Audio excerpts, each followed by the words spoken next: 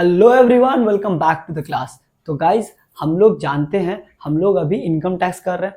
हम लोग income tax कर रहे हैं। इनकम टैक्स का मतलब होता है tax on income. Tax on income. तो क्या इनकम एक ही जगह से होता है? नहीं, हम लोग बहुत अलग अलग सोर्सेस से इनकम करते हैं। हम लोग बहुत अलग अलग सोर्स से इनकम करते हैं। हम लोग सैलरीज से इनकम कर सकते हैं, हम लोगों को सैलरीज मिल सकता है, हम लोगों को कोई गिफ्ट दे सकता है, हम लोगों को अगर हम लोग कहीं इन्वेस्ट करके रखते हैं उससे हमको डिविडेंड मिलता है। हम लोगों को फिर अगर मेरे पास कोई कैपिटल है, कैपिटल एसेट है, जस्ट लाइक मेरे पास ज्वेलरीज है, मेरे पास कार है, मेरे पास फ्लैट है, उसको हम लोग बेच रहे हैं या उसको खरीद रहे हैं, उससे भी मेरा इनकम होता है। तो बेसिकली ये सब जो है, ये सब क्या है? ये सब मेरा सोर्स ऑफ इनकम है। ये क्या है? सोर्स ऑफ इनकम है। मतलब मेरा इनकम करने का जरिया, मेरा जो टोटल इनकम करने का जरिया है उसको हम लोग सोर्स ऑफ इनकम बोलते हैं। ठीक है। अब इस सोर्स ऑफ इनकम को इनकम टैक्स एक्ट में, इनकम टैक्स एक्ट हम लोग जो कर रहे हैं 1961, उसके तहत सारे सोर्स ऑफ इनकम को एक अलग अलग हेड में बांटा गया है। बोला गया है ये जो सोर्स ऑफ इनकम होगा ना, तुम्हारा जो अलग अलग सोर्स ऑफ इनकम है, ये 5 हेड में से किसी एक हेड में तुमको देना पड़ेगा। 5 हेड में से किसी एक हेड में तुमको कैलकुलेट करना पड़ेगा। इस 5 हेड में से किसी एक हेड में तुम्हारा सोर्स ऑफ इनकम टैक्सेबल होगा। ठीक है। हम लोग देखते हैं कौन कौन सा हेड होता है। सबसे पहला जो हेड इनकम टैक्स के अंदर आता है वो आता है सैलरीज का हेड। मतलब हम लोगों को जो सैलरीज मिलता है, हम लोग अगर कहीं के काम कर हम लोग कहीं पे अगर काम कर रहे हैं, उस काम के बदले हम लोगों को जो सैलरीज मिलता है वो इस सैलरीज के हेड में जाएगा। और अगर हम लोगों के पास घर है, हम लोगों के पास बहुत सारा घर है, हम लोग क्या कर रहे हैं, हम लोग उसको रेंट पे दे रहे हैं और उससे जो रेंट का इनकम आ रहा है वो इनकम फ्रॉम हाउस प्रॉपर्टी में चल जाएगा। ठीक है। अगला, हम लोग अगर कहीं बिजनेस कर रहे हैं, हम लोग का किसी भी टाइप का बिजनेस है, या फिर हम लोग सीए हैं, हम लोग डॉक्टर्स है, हम लोगों का प्रोफेशन है, उससे हम लोगों का इनकम आ रहा है, खुद का हम लोगों का कंसल्टेंसी फॉर्म है, उससे अगर हम लोगों का इनकम आ रहा है तो वो प्रोफेशन के अंदर आता है। उसको हम लोग बोलेंगे profit and gains from business and profession. और इसके बाद अगर मेरे पास कोई कैपिटल एसेट्स है, मेरे पास घर है, मेरे पास कार है, या कुछ भी कैपिटल एसेट है, जो मेरे पास कैपिटल एसेट है, उसको जब हम लोग बेचते हैं, तो वहां से इनकम आता है। तो वो हम लोगों का कैपिटल गेन्स के अंदर आता है। वो हम लोगों का कैपिटल गेन्स के अंदर आता है। इसके बाद अगर salaries, house property, business profession, capital gain, इस इतना सोर्स ऑफ इनकम होने के बाद, भी तुम्हारे पास कोई सोर्स ऑफ इनकम बच जाता है तो भैया इनकम टैक्स बोलता है। इसके बाद भी अगर तुम्हारे पास सोर्स ऑफ इनकम बच जाता है तो वो इनकम फ्रॉम अदर सोर्स में डाल दो। इसके बाद जैसे गिफ्ट आता है, फिर मेरे को पेंशन मिल रहा है, तो ये सब कहाँ पे आ जाएगा? Income from other sources. ठीक है। फैमिली पेंशन अदर सोर्सेज के अंदर आता है। ठीक है। तो ये हम लोगों का हेड्स ऑफ इनकम है। हम लोग आज के क्लास में सैलरी स्टार्ट करेंगे। ठीक है। चलो,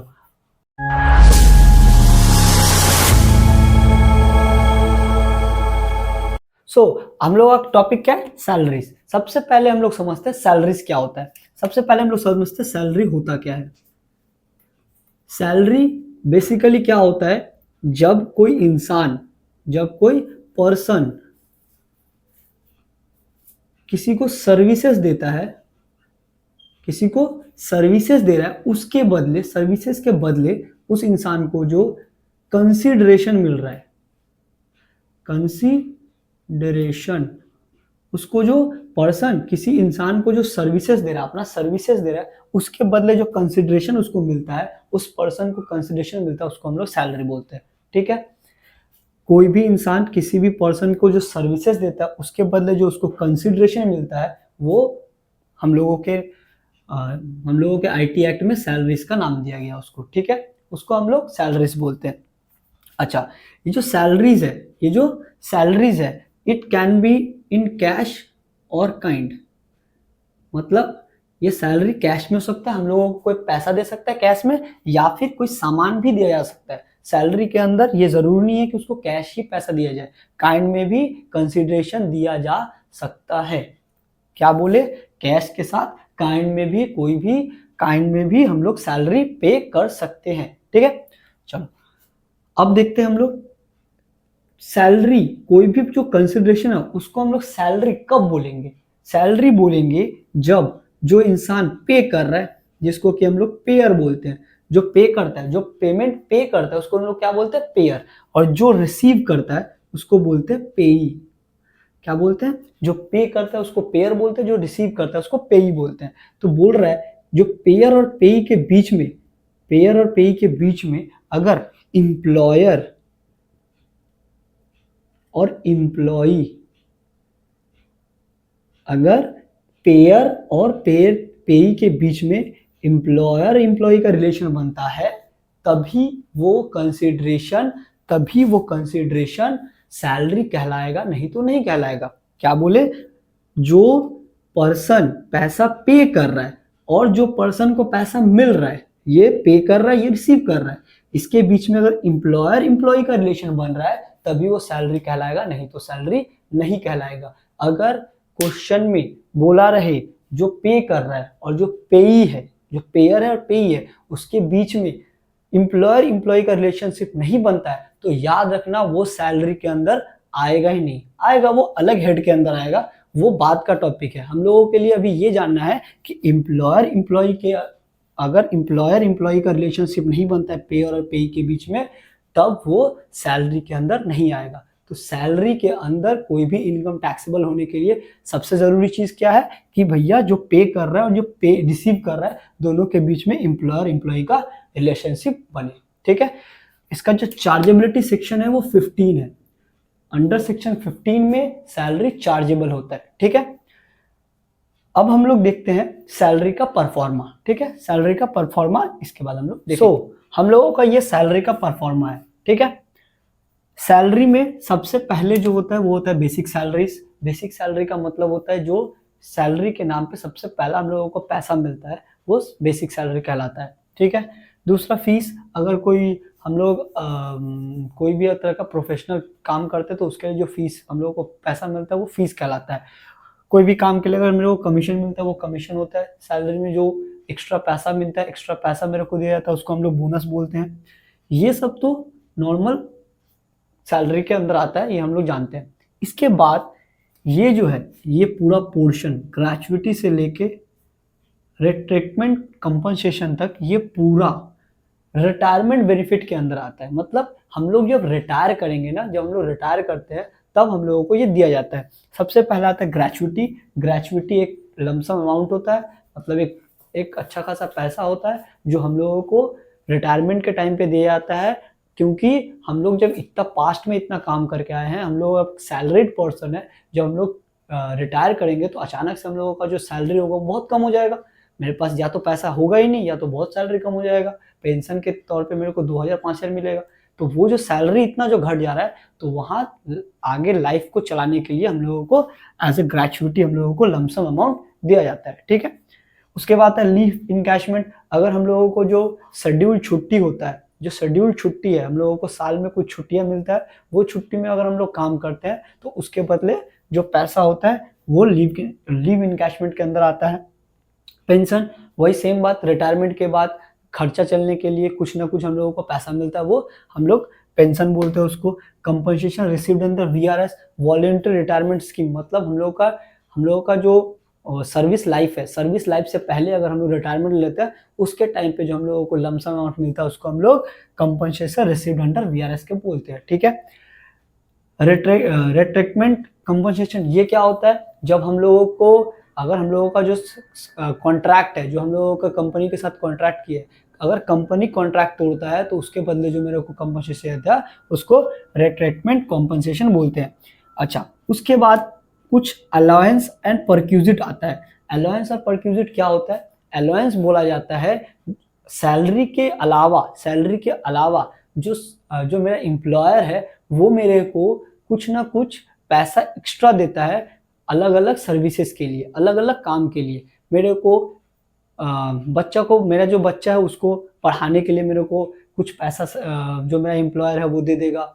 उसके बाद मेरा जो बच्चा अगर हॉस्टल में रहेगा तो उसका खर्चा कुछ दे देगा। मतलब अगर मेरे को सैलरी के अलावा कैश में कुछ भी पैसा दिया जा रहा है, सैलरी के इसके अलावा मेरे को अगर कैश में कुछ भी दिया रहा है, याद रखना कैश में, तो वो अलाउंस कहलाता है, वो अलाउंस कहलाता है। ठीक है, उसके बाद परक्यूजिट क्या होता है? सेम चीज ही होता है, सर्विसेज के लिए, अलग अलग सर्विसेज के लिए हम लोग जो उसके यहाँ काम करें ना, उसके लिए मेरे को कुछ फैसिलिटीज प्रोवाइड करता है। जैसे यहाँ पे जो मेरे को मेरा जो चाइल्ड था, मेरा जो बच्चा था, उसको पढ़ाने के लिए वो कैश पैसा दे रहा है, हम कहीं भी पढ़ा रहे हैं, वो मेरे को पैसा दे रहा है। बट परक्यूजिट के अंदर क्या होता है? वो फैसिलिटीज देता है, वो स्कूल में मेरा बच्चा को भर्ती करवा देगा, खर्चा वो उठाएगा। इस केस में वो मेरे को कैश नहीं दे रहा है, कैश नहीं दे रहा है। कैश जब देगा तो वो अलाउंस बन जाएगा, जब वो कैश नहीं देगा, मेरे को सर्विसेज प्रोवाइड करेगा, मेरे को फैसिलिटीज प्रोवाइड करेगा, तो वो परक्यूजिट के अंदर आ जाएगा। ठीक है, लीव ट्रैवल कंसेशन, अगर एज ए एम्प्लॉई मैं कहीं बाहर जाता हूँ घूमने के लिए, ट्रैवल करने के लिए जाता हूँ, उसका जो खर्चा है, जो ट्रैवल का खर्चा है, वो अगर एम्प्लॉयर देता है तो वो लीव ट्रैवल कंसेशन के अंदर आता है। अगर प्रोविडेंट फंड ये हम लोग जब आगे क्लासेस आगे होगा तब हम लोग प्रोविडेंट फंड के बारे में जानेंगे।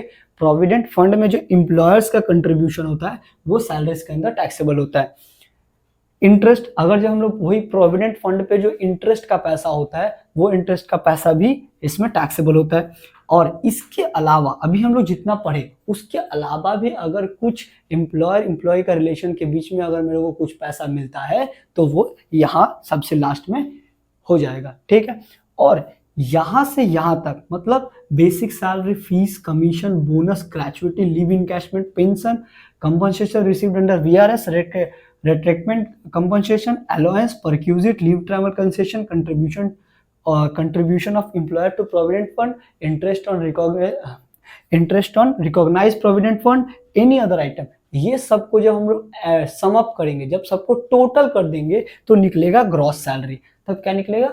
Gross salary. ग्रॉस सैलरी के बाद उसमें से हम लोगों को कुछ डिडक्शन मिलता है, कुछ डिडक्शन मिलता है। क्या क्या डिडक्शन मिलता है? ये डिडक्शन जो होता है वो अंडर सेक्शन 16 के तहत होता है। डिडक्शन क्या होता है? डिडक्शन बेसिकली कुछ नहीं होता है, जो टोटल मेरा जो इनकम है उसमें से जो गवर्नमेंट है, जो इनकम टैक्स एक्ट है, वो मेरे को कुछ छूट देता है, उसको डिडक्शन बोलते हैं। क्या बोलते हैं?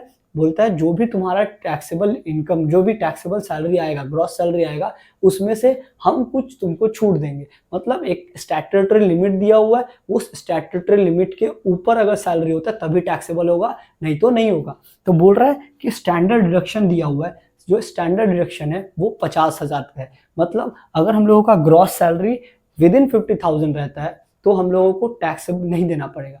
50,000 के ऊपर होगा, जितना भी ऊपर होगा उसमें से 50,000 माइनस कर दिया जाएगा। ये डिडक्शन, ये हम लोगों को आईटी एक्ट डिडक्शन प्रोवाइड करता है। ठीक है, ये स्टैंडर्ड डिडक्शन है।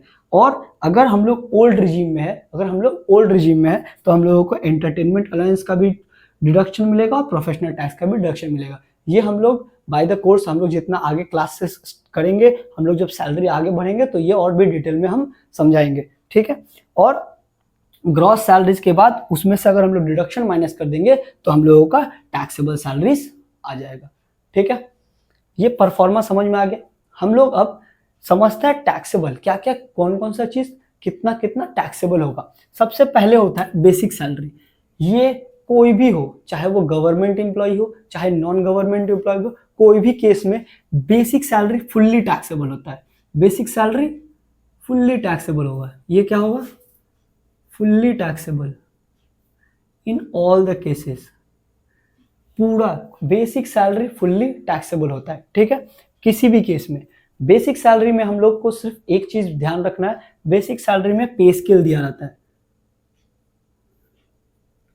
जिसको पे स्केल नहीं पता है वो देख लेना एक बार। अगर मेरा सैलरी, जब मेरे को सैलरी का कॉन्ट्रैक्ट मिलता है, उसमें अगर इस तरह का कुछ लिखा हुआ है,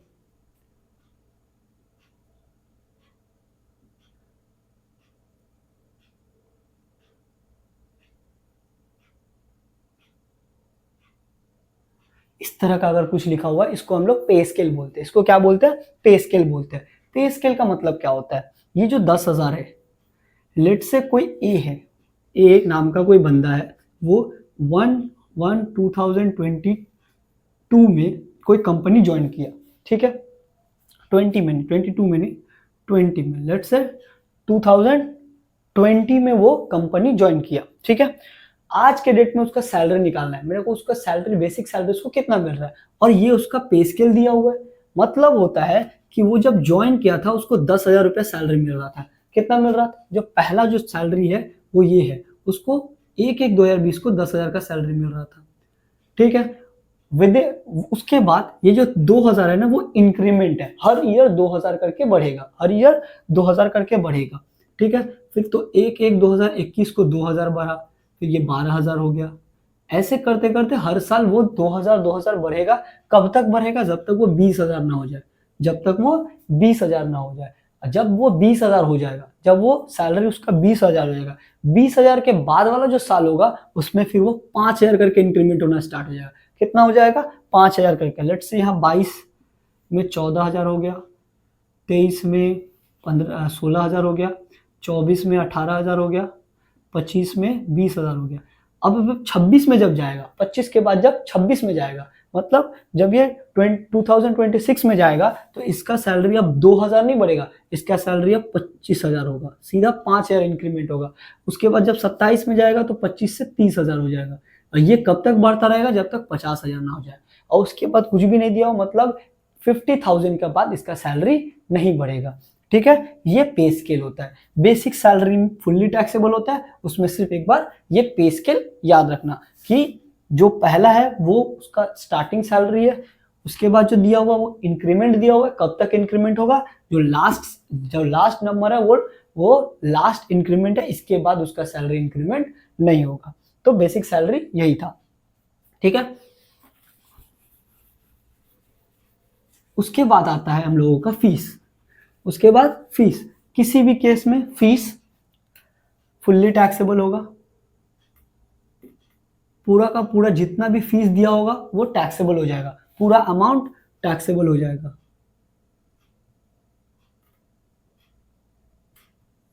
तो अंदर लिखो।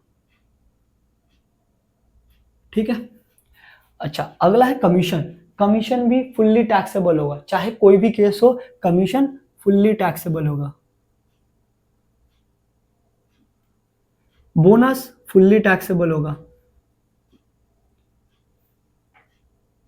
तो हम लोग क्या क्या पढ़े? बेसिक सैलरी फुल्ली टैक्सेबल है, फीस फुल्ली टैक्सेबल है, कमीशन फुल्ली टैक्सेबल है, बोनस फुल्ली टैक्सेबल है। ऑल द केसेस, कुछ भी हो, चाहे गवर्नमेंट एम्प्लॉय हो चाहे नॉन गवर्नमेंट एम्प्लॉय हो, कोई भी हो, सबके लिए ये चारों फुल्ली टैक्सेबल है। ठीक है, ये चारों फुल्ली टैक्सेबल है। ठीक है, अब हम लोग आगे बढ़ते हैं। अब हम लोग पढ़ेंगे रिटायरमेंट बेनिफिट के बारे में। रिटायरमेंट बेनिफिट के बारे में, रिटायरमेंट बेनिफिट का मतलब ही होता है जब रिटायरमेंट के वक्त हम लोग को पैसा मिलता है तो वो उस पे। तो बेसिकली रिटायरमेंट बेनिफिट ना एक लमसम अमाउंट होता है, एक बड़ा अमाउंट होता है। दैट्स वाई उसमें कुछ एग्जम्पशंस दिया हुआ है, उसमें कुछ एग्जम्पशंस दिया हुआ है। सरकार बोल रहा है कि भैया तुमको हम कुछ छूट देंगे कि इस इतना अगर तुमको एक लिमिट बना दिया है, उससे अगर तुमको ज्यादा मिलता है तो टैक्स देना पड़ेगा, अगर नहीं मिलता है तो नहीं देना पड़ेगा। तो हम लोगों को ग्रेचुइटी, लीव इनकैशमेंट सबको एक एक करके पढ़ना पड़ेगा। ठीक है, तो अभी आज हम लोग ग्रेचुइटी पढ़ेंगे। ठीक है, अभी हम लोग क्या करेंगे? ग्रेचुइटी पढ़ेंगे, फिर हम लोग धीरे धीरे इसको आगे बढ़ेंगे, एक एक करके समझते जाएंगे। लास्ट में हम लोग एक बार ये पूरा सम्स करेंगे और सैलरी को खत्म करेंगे। अभी हम लोग क्या करेंगे? अभी हम लोग ग्रेचुइटी स्टार्ट करेंगे। ठीक है, हम लोग अब करेंगे ग्रेचुइटी। अभी हम समझाए ग्रेचुइटी होता क्या है। ये एक रिटायरमेंट बेनिफिट है। रिटायरमेंट बेनिफिट मतलब रिटायरमेंट के टाइम में हम लोगों को मिलता है। ये एक लमसम अमाउंट होता है, ये एक लमसम अमाउंट होता है, मतलब मेरे को एक बार में कुछ ज़्यादा पैसा मिलता है।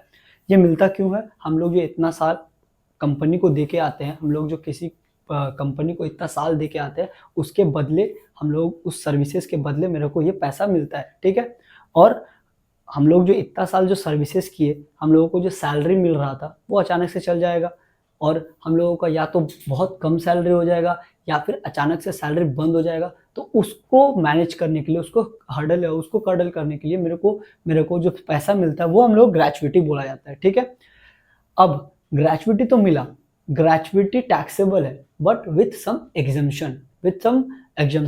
एग्जम्पशंस क्या है वो हम लोग पढ़ेंगे। एग्जम्पशंस हम लोगों को ग्रेचुइटी का एग्जम्पशन अंडर सेक्शन 10 सबसेक्शन 10 के अंदर मिलता है। 10 सबसेक्शन 10 के अंदर मिलता है। ठीक है, हम लोग पहले देखते हैं। ग्रेचुइटी को ना 3 भागों में बांटा गया है। ग्रेचुइटी को 3 भागों में बांटा गया है। क्या क्या? सबसे पहले ड्यूरिंग कंटिन्यूएशन ऑफ सर्विस, मतलब अगर हम लोग मेरा सर्विसेज कर रहे हैं, हम लोग का अभी तक रिटायरमेंट हुआ नहीं है, हम लोग पहले ही हम लोग ग्रेचुइटी उठा लिए, अगर सर्विसेज खत्म होने से पहले अगर हम लोग ग्रेचुइटी उठा लेते हैं, ऑल द केसेस, अगर टैक्स अगर कोई भी हो, चाहे वो गवर्नमेंट एम्प्लॉय हो चाहे वो नॉन गवर्नमेंट एम्प्लॉय हो, हर केस में चाहे वो गवर्नमेंट हो चाहे नॉन गवर्नमेंट हो, सबके केस में अगर वो अपना एम्प्लॉयमेंट का जो ड्यूरेशन है उसको खत्म करने से, मतलब रिटायरमेंट से पहले अगर ग्रेचुइटी ले लेता है तो वो टैक्सेबल होगा फॉर ऑल द एम्प्लॉय, चाहे वो गवर्नमेंट हो चाहे वो नॉन गवर्नमेंट हो। अच्छा, दूसरा थोड़ा सा वेट करो, देखते हैं अगर वो received after death of the employee. Death of the employee मतलब अगर एम्प्लॉय मर जाता है तो वो रिसीव कैसे करेगा? लीगल हायर को दिया जाता है। तो अगर एम्प्लॉय मर जाता है उसके लीगल हायर को अगर ग्रेचुइटी मिलता है तो वो टैक्स फ्री होता है, नॉट टैक्सेबल होगा। ठीक है, वो टैक्सेबल नहीं होगा। ठीक है, चलो, ये टैक्सेबल होगा, कंटिन्यूएशन में मिलता है तो टैक्सेबल है, अगर आफ्टर डेथ मिलता है तो नॉट टैक्सेबल है। ठीक है, अब आता है टर्मिनेशन ऑफ सर्विस, मतलब अगर हम लोग रिटायरमेंट हुए, हम लोग रिटायरमेंट के बाद हम लोग ले रहे हैं। ठीक है, तो रिटायरमेंट के बाद 2 तरह का एम्प्लॉय होता है, एक गवर्नमेंट एम्प्लॉय होता है और एक नॉन गवर्नमेंट एम्प्लॉय होगा।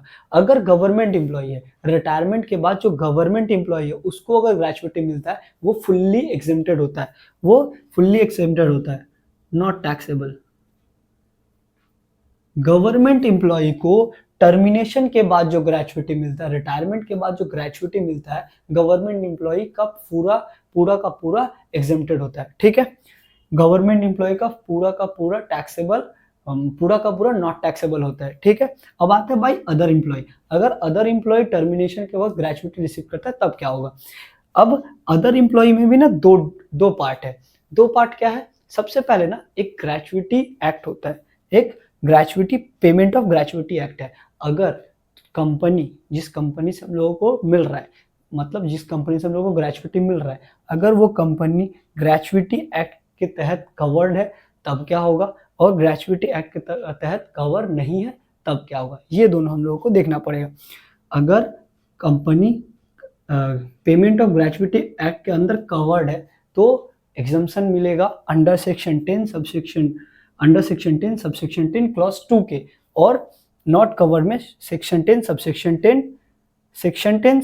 10 और क्लॉज 3 के तहत हम लोगों को अलग अलग डिडक्शंस मिलेगा, अलग अलग एग्जम्पशंस मिलेगा, डिडक्शन नहीं एग्जम्पशंस मिलेगा। ठीक है, तो एग्जम्पशंस क्या होगा? एग्जम्पशंस होगा अगर कवर्ड है, अगर जो एम्प्लॉय है, जो नॉन गवर्नमेंट एम्प्लॉय है, जो गवर्नमेंट एम्प्लॉय है उसका तो छूट है, अगर जो नॉन गवर्नमेंट एम्प्लॉय है, नॉन गवर्नमेंट एम्प्लॉय को हम लोग कुछ एग्जम्पशंस देंगे, वो एग्जम्पशंस है ये जो हम लोग अभी पढ़ेंगे, उसमें जो लीस्ट होगा, मतलब जो सबसे कम होगा वो एग्जम्पशंस मिलेगा। मिनिमम क्या लिखा हुआ है? मिनिमम ऑफ द फॉलोइंग, मतलब अभी जो हम लोग लिस्ट देखेंगे, अब जो हम लोग जो लिस्ट देखेंगे उसमें जो सबसे कम निकलेगा, उसका जो सबसे कम वैल्यू निकलेगा वो जो एक्चुअल रिसीव होगा उसमें से हम लोग माइनस कर देंगे। ठीक है, तो सबसे पहला क्या होता है? Actual gratuity receive. एग्जम्पशंस में पहला केस है कि जितना वो रिसीव करेगा वो। दूसरा 20 लाख, मतलब एक्चुअल ग्रेचुइटी रिसीव्ड 20 लाख, उस दोनों में जो कम होगा। और तीसरा है 15/26, मतलब भैया क्या करेंगे? 15/26 into completed year of service into salary per month, मतलब वो पूरा जितने साल, जब से वो कंपनी में एंटर किया है और जब रिटायर किया, कितने साल वो काम किया, इंटू सैलरी, उसका जो सैलरी पर मंथ है उसके साथ मल्टीप्लाई करेंगे, इंटू करेंगे 15/26। ठीक है, तो ये जितना निकलेगा 20 लाख एक्चुअल ग्रेचुइटी रिसीव्ड, इस तीनों में जो सबसे, जिसका वैल्यू सबसे कम होगा उसको हम लोग ग्रेचुइटी से माइनस कर देंगे, वो टैक्सेबल ग्रेचुइटी हो जाएगा for non government covered under payment gratuity act का ये एग्जम्पशन है। ठीक है, अब दूसरा होता है not covered under payment of gratuity act, मतलब वो नॉन गवर्नमेंट एम्प्लॉय जिसका company payment of gratuity act में भी कवर्ड नहीं है, उसके केस में क्या होगा, अगर उसको ग्रेचुइटी मिलता है, अगर ऐसा कंपनी जो gratuity payment of gratuity act के तहत कवर नहीं है फिर भी एम्प्लॉय को ग्रेचुइटी दे रहा है, तो फिर उस ग्रेचुइटी को कैसे हम लोग टैक्सेबल करेंगे। तो उसमें भी मिनिमम ऑफ द फॉलोइंग है, एक्चुअल ग्रेचुइटी रिसीव्ड 20 लाख, दोनों का ही सेम है, बस इसका जो तीसरा कैलकुलेशन है वो थोड़ा डिफरेंट है। इसको हम लोग 1/2 into completed year of services into average salary per month, इसका कैलकुलेशन होगा हाफ इंटू जितना साल वो सर्विसेज दिया है into average salary per month. ठीक है, अब हम लोग यहाँ आते हैं, जब वो पेमेंट ऑफ ग्रेचुइटी एक्ट के तहत कवर्ड है, जब वो gratuity payment of gratuity act के तहत कवर्ड है, तब जब हम लोग कैलकुलेशन करेंगे 15/26 into completed year of services into salary per month, तो उसमें जो सैलरी पर मंथ होगा, इसमें जो सैलरी पर मंथ होगा वो क्या होगा, सैलरी पर मंथ बेसिक और डीए को जोड़ेंगे, जो लास्ट ड्रॉन बेसिक और सीए होगा। हम लोग डियरनेस अलाउंस जो कि फॉर्मिंग पार्ट ऑफ, अगर forming part of retirement benefit है उसको जोड़ेंगे, और जो बेसिक होगा दोनों को ऐड करेंगे, जो लास्ट ड्रॉन जो अभी हम लोग जो रिटायरमेंट से ठीक पहले महीना, जो रिटायरमेंट से ठीक पिछला महीना में हम लोग जो लास्ट सैलरी ड्रॉ करेंगे, विदड्रॉ करेंगे, वो क्या हो जाएगा, वो सैलरी पर मंथ में हम लोग मल्टीप्लाई करेंगे। और जब हम लोग पेमेंट ऑफ ग्रेचुइटी एक्ट के अंदर रहेंगे तो number of completed year of services जो होगा उसमें अगर अगर 6 महीना से ज़्यादा काम करता है, अगर उसका रिटायरमेंट से पहले उस ईयर में, जिस ईयर में वो रिटायरमेंट कर रहा है, अगर वो 6 मंथ का सर्विसेज दे चुका है, 6 मंथ से ज़्यादा का सर्विसेज दे चुका है, तब वो जो ईयर होगा वो आगे बढ़ा देंगे। लेट्स से कोई बंदा है, ए है, वो 14 ईयर्स और 7 मंथ 14 ईयर और 7 मंथ का सर्विसेज दिया है इन पेमेंट ऑफ ग्रेचुइटी एक्ट, तो इस केस में उसका जो कंप्लीटेड नंबर ऑफ ईयर होगा वो 15 ईयर हो जाएगा। क्यों? क्योंकि वो 7 मंथ 6 महीना से ज़्यादा का काम कर रहा है। अगर यही 13 ईयर और 5 मंथ होता है तो फिर ये बढ़ेगा नहीं, तो ये फिर कंप्लीटेड नंबर ईयर में 30 ही दिखेगा। ठीक है, ये क्या किस में है, पेमेंट ऑफ ग्रेचुइटी एक्ट में। ठीक है, और जब not covered by payment of gratuity act रहेगा उसमें कंप्लीटेड ईयर ऑफ सर्विसेज जो होगा वो उसमें कितना भी फ्रैक्शन हो, चाहे वो 2 महीना का कंप्लीटेड नंबर ऑफ ईयर, उसके बाद वो 2 महीना 3 महीना 4 महीना 10 महीना कितना भी महीना काम करो, हम लोग इसको इग्नोर मारेंगे। मतलब अगर नॉट कवर्ड है तो ये 14 साल 7 महीना भी 14 साल ही रहेगा, 13 साल 5 महीना भी 13 साल ही रहेगा, इसमें आगे नहीं बढ़ते, इसका फ्रैक्शन को इग्नोर मारते हैं। यहाँ लिखा भी हुआ है इग्नोर एनी फ्रैक्शन, उसका जो मंथ है उसको हम लोग हटा देंगे, जो कंप्लीटेड नंबर ऑफ ईयर है, completed number of year of service है, वही हम लोग कैलकुलेट करेंगे। ठीक है, और in case of not covered by the payment of gratuity act में एवरेज सैलरी पर मंथ जो होगा उसमें बेसिक, डीए, साथ ही साथ और एक जुड़ जाएगा कमीशन ऑन फिक्स्ड परसेंटेज। अगर किसी भी एम्प्लॉय को कमीशन मिलता है ऑन फिक्स्ड परसेंटेज, याद रखना कमीशन ऑन फिक्स्ड परसेंटेज रहेगा, तभी इसमें हम लोग सैलरी ऐड करेंगे। ठीक है, ये basic plus DA plus commission का है, और इसमें सिर्फ बेसिक प्लस डीए है। जब कवर्ड होगा तो बेसिक प्लस डीए, और जब कवर्ड नहीं होगा तो basic plus DA plus commission. ठीक है, तो ये हम लोगों का ग्रेचुइटी है। ठीक है, आज के क्लास में इतना ही। हम लोग अगले क्लास में ग्रेचुइटी का सम्स करेंगे और फिर आगे पढ़ेंगे। ठीक है, चलो मिलते हैं अगले वीडियो में, तब तक के लिए बाय बाय।